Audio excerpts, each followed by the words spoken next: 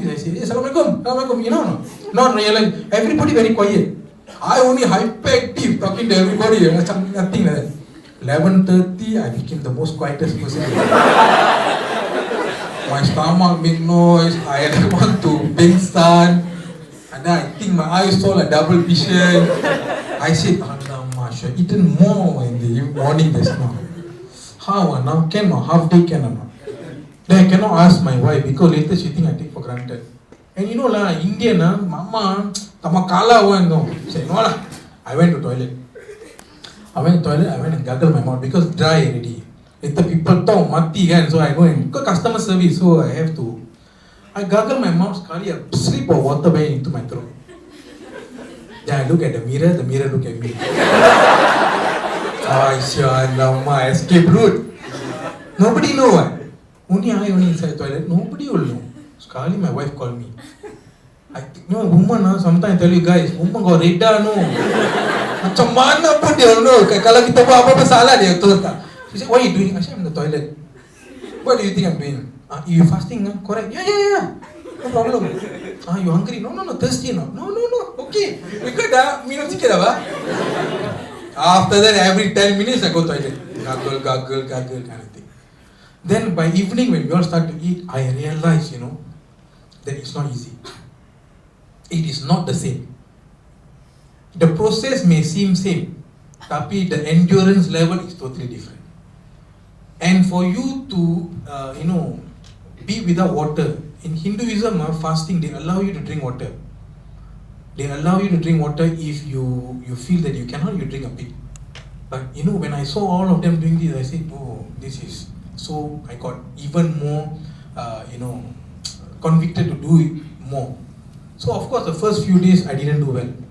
Then I started to do it. I continued doing, and I met this guy in the masjid. This guy, he embraced Islam some 20 years ago. Chinese guy. So I met him, and I said, you're convert Chinese, why? In masjid, one Chinese guy, of course, convert. So I said, you embrace Islam? He said, yeah. 20 years ago, he was reading the Quran. I said, you read this Quran? I said, yeah. How do you read it? Where you learn? He said, many years back when I was married. I said, when I was married? That means I said, your wife passed away. No, my wife divorced me. How many years ago? 20 years ago. I said, what are you talking about? 20 years ago he embraced Islam. And he started learning 20 years ago. But his wife divorced him 20 years ago. So he said, the wife married him only 1 week. After that, chabut. But he never left the religion. You would believe not? 20 years. He never remarried.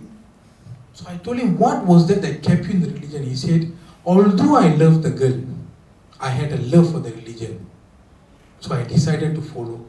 It shook me, So what was I doing all these years? I said. So I said, I want to learn. I want to have the kind of conviction that he had. So I came back home. I saw my parents. I got worried. How am I going to break this news to them? Let alone, I've already divorced. How I want to say that I want to consider this religion. My father hold me very high as far as Hinduism concerned. Reason is, my sister converted to Christianity. Multiracial. My parents Indian, son Muslim, sister Christian. So when my sister became Christian, my father had a heart attack first. My mother then had her heart attack. I don't know why they take turn to take heart attack. But little did I realize that they had a lot of emphasis on me being the son. He said, don't worry, he will take care. But of course they were bothered about the divorce. But they felt that this was just temporary. He will overcome this, or somehow they'll get back together like Indian movies. At the end of the day, everything is fine. But it didn't work that way. I started to have more dreams. So what happened was, I quietly went to masjid. I wasn't a Muslim yet, I took out my earring, I put in my pocket, I prayed, come back, I go back.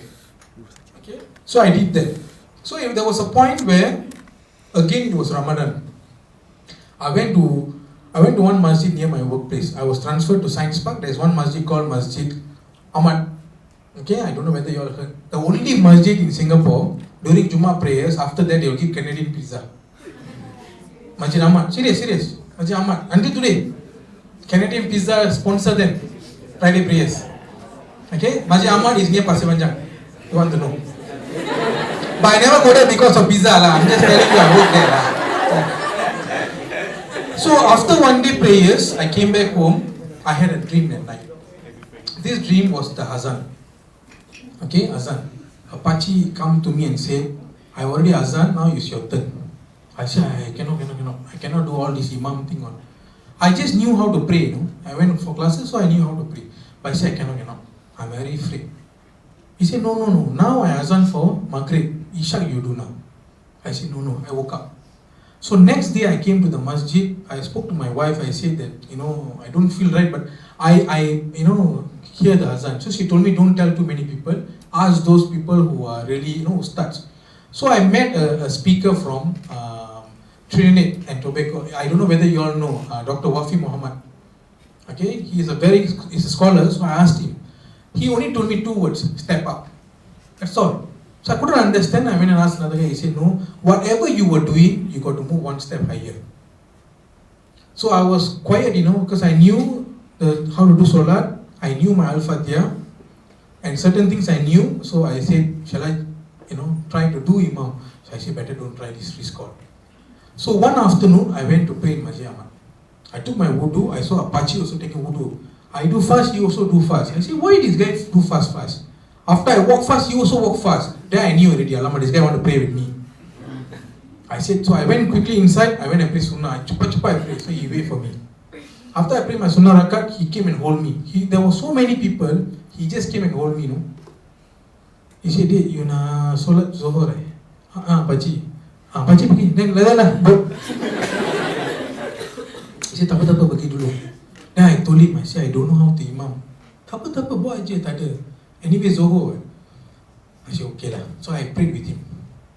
After I pray finish, we doa, right? I like this, I see whether he doa. Because I don't know how to doa.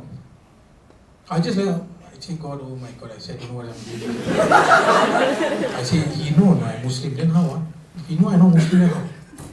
I said, better than I just like, okay, like that. Then I turned back, he took his hand and he put it in my heart. Just on my chest like that. And he tell me in Malay, baju tak bersih tak apa. Hati mesti nak bersih. Awak punya hati bersih. Awak buat ikhlas sudah. Anybody don't understand that? Okay. After that he left, I was shocked, So I woke up, I wanted to talk to him, he left. How to tell this to people? Think people believe. Apa lah lu, oyang lah ni. But that was the truth. So I sat for a while, I woke up. After that I came out, I was very shocked. I called my wife. I said, this thing happened. As usual, she said, janganlah. Kau I think you see a lot of Sun TV lah. Kenapa macam ni? I said, betul lah. I said, this is what I saw. Okay, don't tell anybody. She also had a doubt. Because right, mama and drama, sama, no. Problem, right? Sometimes you cannot take the word of mama because it's like that lah. It is like that. So, it came to a point that I was very afraid. So, okay, I went and learned a bit more. Then Ramadan came. One fine day, I had this dream. How many of you all know Ustad? What is his name? Tasbih, is it? What is it? The old guy with the tongkat, right? Hasbi, Ustad Hasbi, okay. This is the true fact, huh? I was told not to share this, but I don't think it's, it doesn't matter. I wanted to learn Quran. I wanted to learn how to read. Reading Tamil already is a big deal. Right? I want to learn Quran like I said, okay, but I wanted to learn because I like the way they recite and everything. So I couldn't find someone. So it was very sad. And I had a lot of challenges. You see, my challenges are something that every convert will go through. It may be different here and there, but the fact is, your parents do not know what you are doing. You are hiding this.